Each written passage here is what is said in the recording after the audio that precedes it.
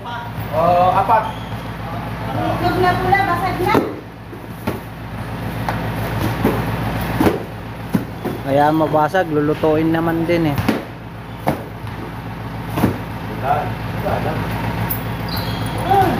Sakto. Sige. Bilang. Carol. Sandan na. Wala, may binili ko.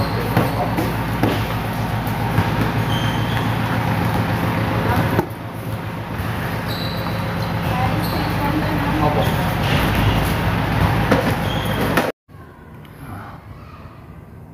Okay. Pukpukan na kayong dalawa. Okay. Okay. Panatan na. Bagal. Sige.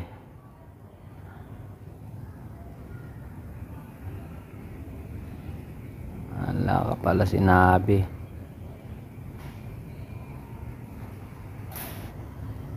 Mag-aaway itong dalawa, pusa at saka aso.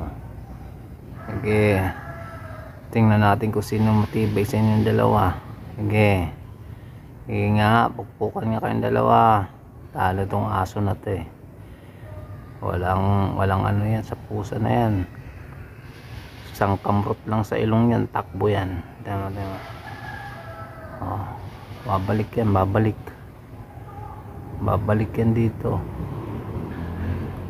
Subukan mo lumapit. May paglalagyan ka. Takot ka rin ano. Nabagang buntot o. Tama na paihi.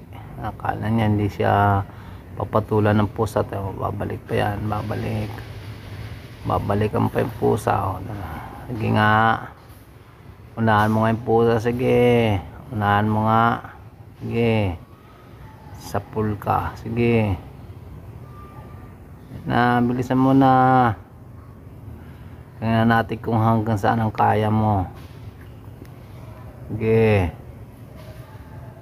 Sige. Konting lapit pa. Sige. Sapul ka dyan.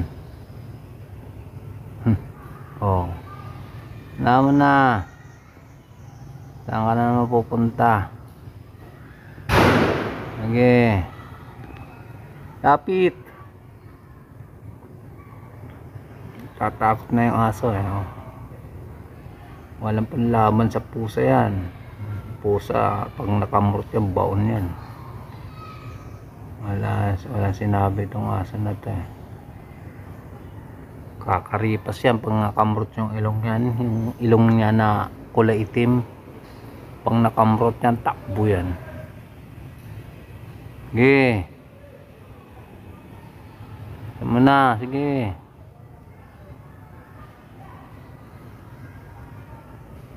Yes. Wala ka pala sinabi. Puro ka lang forma eh. May ihina naman yan. Nababag naman yung mundo to. Wala sinabi tong aso na to eh. Papaihin na naman yan. Papaihin. Tapos lalapit na naman dun sa pusa. Alang Diyo itong aso na to eh.